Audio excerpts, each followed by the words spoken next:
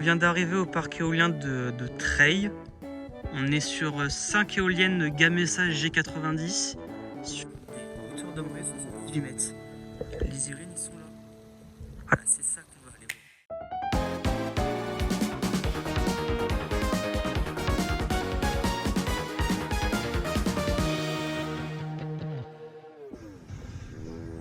Bon, ça y est, on est arrivé de plus près au parc éolien de Treil, T-R-A-Y-E-S.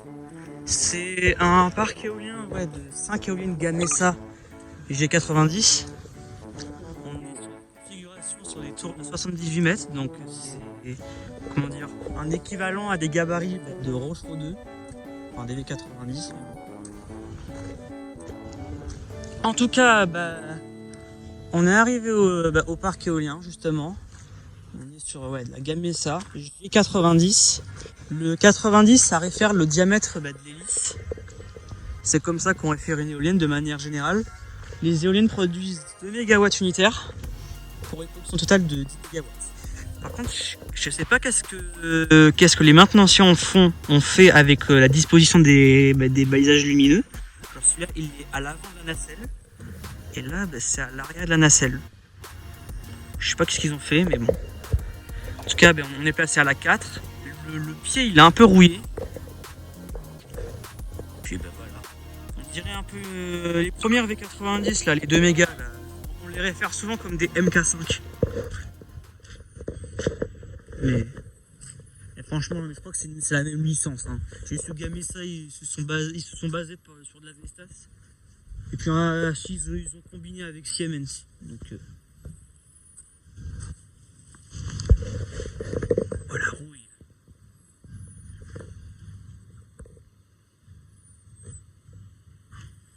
Oh, ça siffle une gêne fixe.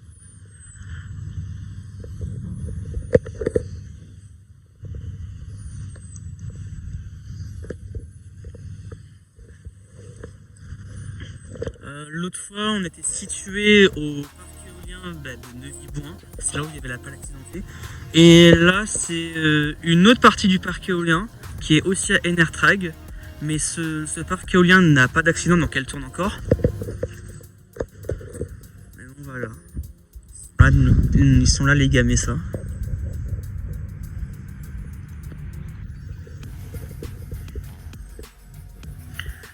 D'ailleurs, il y en a 2 qui tournent pas sur les 5. Est-ce que c'est si fiable que ça, une Gamesa? C'est la question qu'il faut se poser. Et bon, voilà.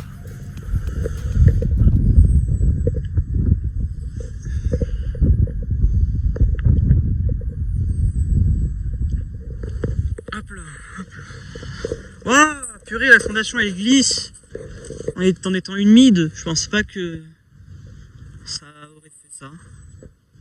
Là, je ne sais trop quelle éolienne.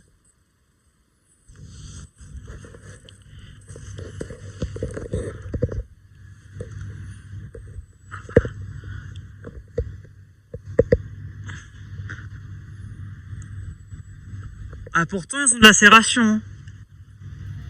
Ces Gamesa.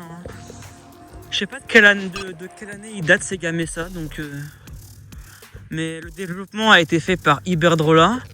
Et puis puisque Iberdrola apparemment il aurait revendu tous ses parcs terrestres, à l'exception de Saint-Brieuc, parce que c'est un parc en mer, ça a été donné à EDF. Parce que c'est EDF qui se charge de l'exploitation. Je viens de vérifier sur le panneau d'entrée. Et là il y a le Neuvy-Bouin. Neuvy-Bouin dont il y a le bout de paille qui a été accidenté. Vous m'avez compris.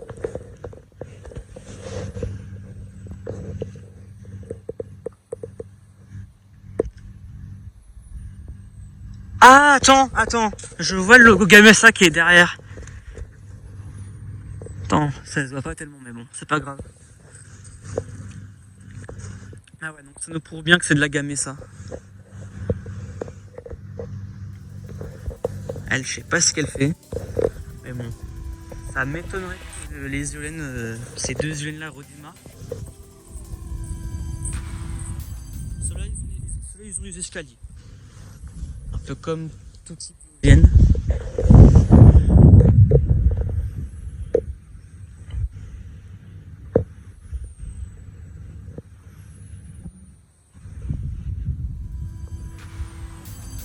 Gamesa c'est espagnol et depuis que ça a été intégré avec Siemens, ça a été ouais, c'est germano-espagnol maintenant Siemens Gamesa. Non voilà, il me semble que c'est la première fois que je visite d'ailleurs des Gamesa 2 mégas. Parce que je sais qu'en Gamesa j'ai fait la SG 132 et puis je crois que c'est tout.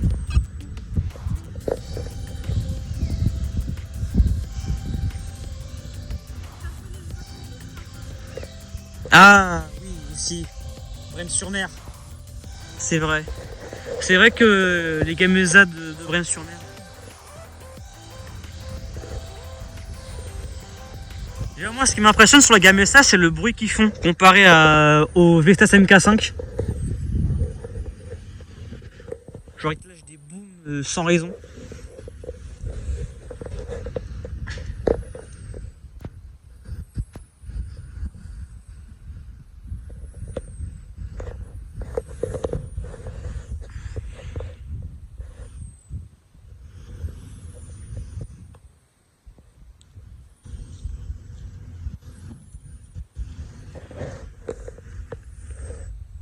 Mais bon, voilà, je pense que j'ai fait le tour sur le parc éolien de Treil.